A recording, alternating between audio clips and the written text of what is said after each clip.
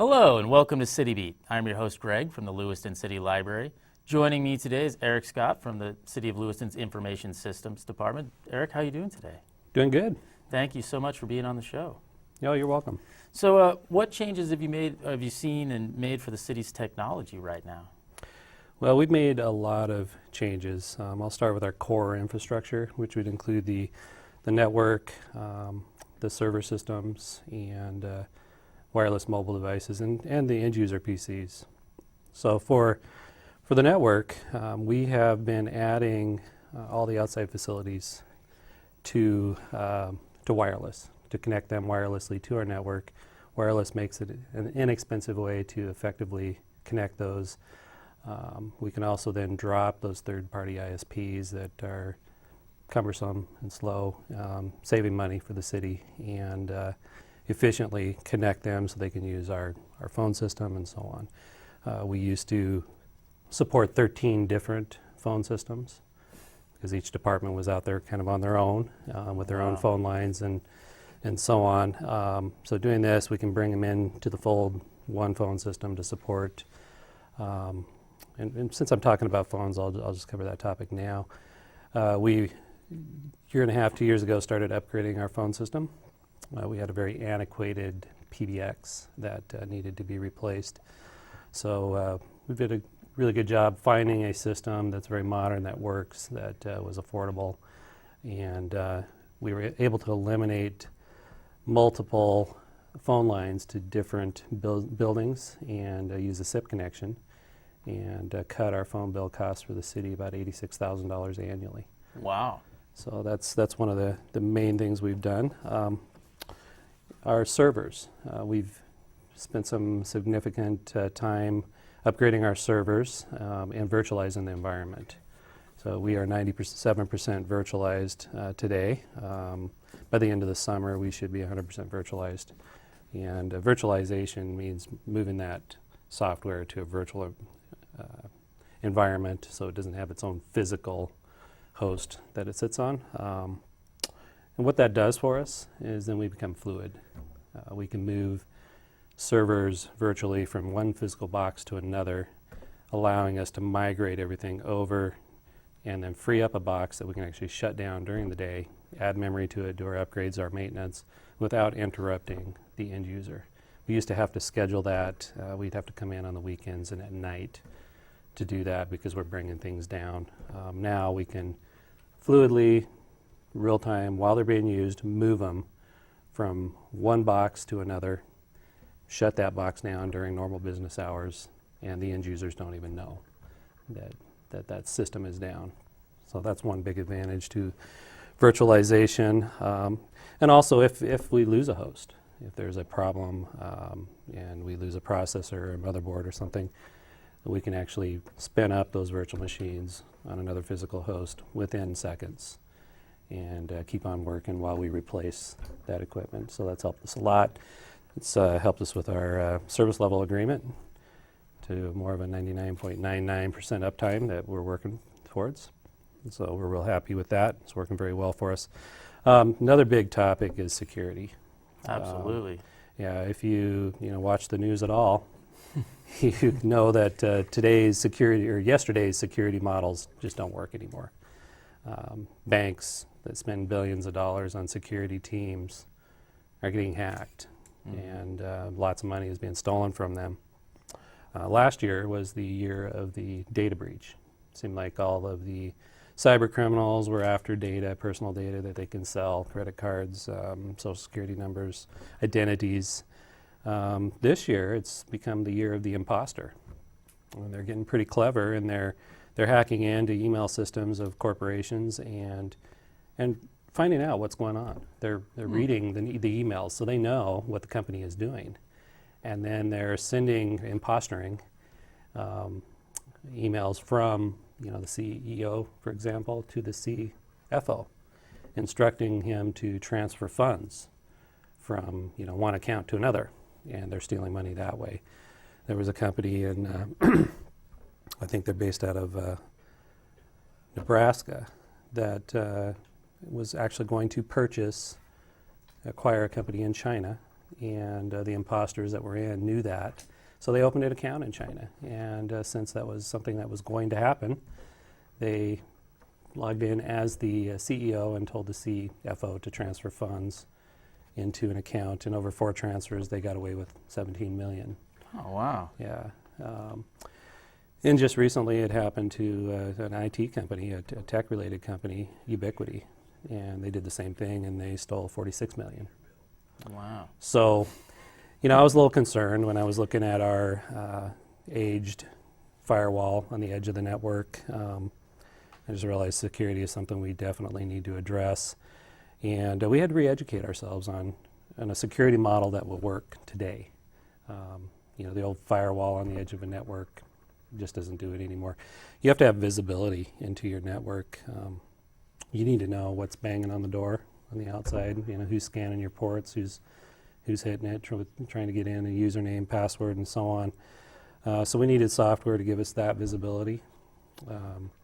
We also need to know what's crawling around on inside the network. The packets that are moving around, we need to visually look into those. What are they? And if they're on the edge of the network trying to leave, what's trying to leave?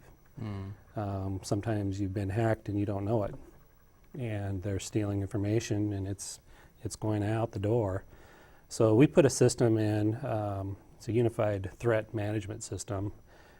It's a very advanced quasi-firewall that does much more. And that gives us packet inspection on the edge of the network. It can recognize, it's an intelligence software that recognizes a credit card number. It recognizes social security information.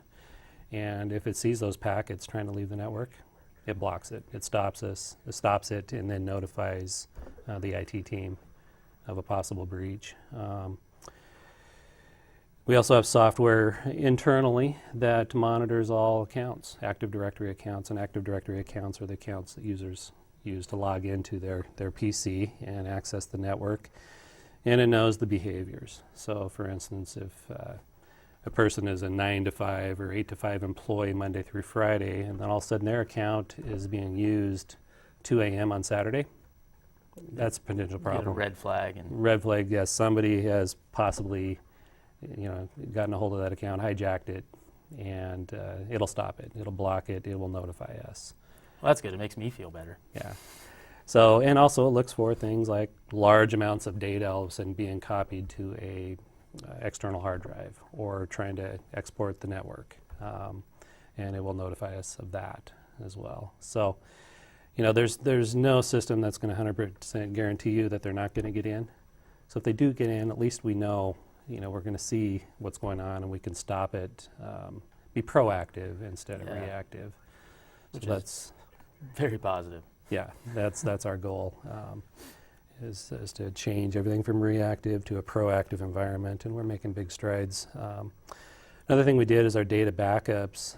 When I first started here, is a little over 2 years ago, we had outgrown our tape system, and our data had way outgrown it. We were spanning multiple tapes, which takes huge amounts of time, and it takes a user interaction, and backups are getting further behind.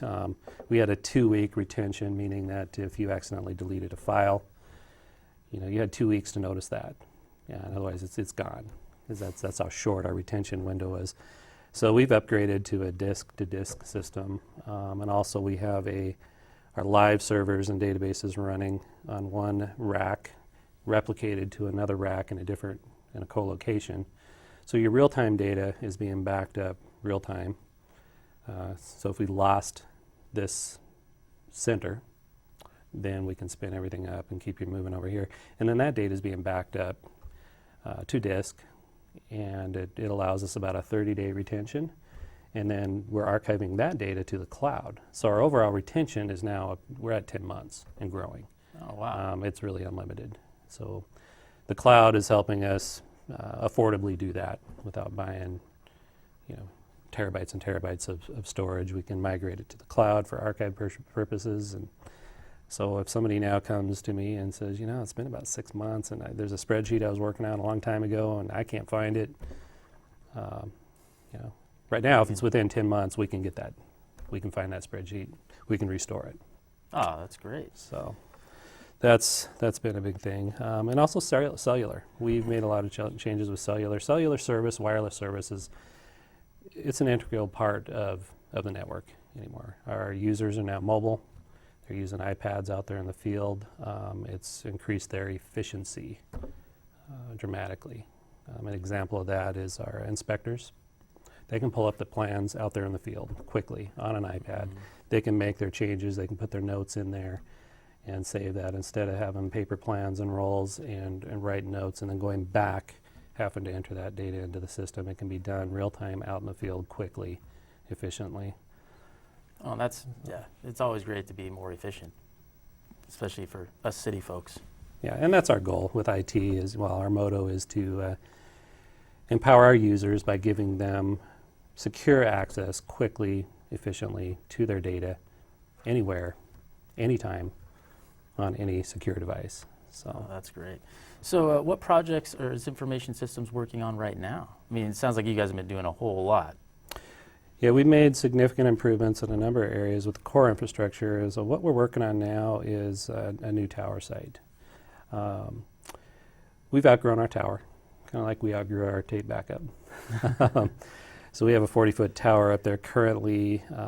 There's really no more space to put additional equipment, and of course that's slowing us down with our wireless migration, feeding wireless to our outside facilities. So we've recognized that's a problem. The tower's small. There's some security issues up there. So we're looking for a new location for a tower, and then we will put in a 100-foot tower with a proper building to house all the equipment for that. The police radios, the fire station radios all work off that tower. And then water plant has equipment up there. And then, of course, our IT department has lots of equipment up there. So that's one of the things this year that we'd like to get wrapped up. Another thing that we are working on is fiber. Our goal is to get fiber connected to all facilities eventually. So fiber is expensive to put in, so that's kind of a long-term goal. However, there are opportunities to partner with other government agencies, other businesses to get that done, and we're currently working on that, looking at feasibility of partnering with another business that's putting fiber in. And hopefully, within a couple of years, we can have fiber to all of our facilities. And then we'll use our wireless as a redundant backup. Oh, that sounds like a good plan. And so we kind of touched on this, the future of IT here. Is there anything else in the future you foresee coming down the road? Yeah, with technology, everything continually changes. One thing that I really enjoy about IT is we have to get involved in everything. Not that we like to be in everybody's business, but we have all departments coming to ask about this and what about this software and what kind of technologies are going to make our jobs more efficient.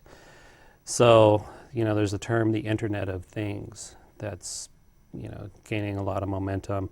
And that's where just things in general are getting connected. I mean, you hear about Nike shoes and sporting clothes and so on that monitor things, and they're connected to the internet. So there are a lot of technologies in that realm for smart cities. So I've been keeping my eye on a lot of that. This is part of the reason why we need the fiber infrastructure in place, is to be prepared for that.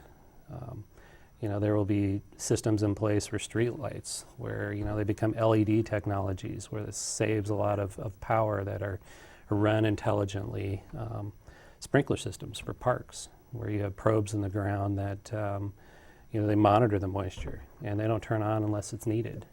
And so instead of having a timer set that goes off every day, whether it's needed or not, for 15 minutes, it goes off at the best time of day, and maybe only runs for 5 minutes, or maybe it doesn't run at all. So it saves a lot of water. So those types of technologies I see for the city of Lewiston. There's a lot of traffic technologies that the bigger cities are utilizing, but I don't see that Lewiston is a real fit for that yet. We don't have a lot of traffic problems here, but that kind of market is growing. There will be lots of opportunities there.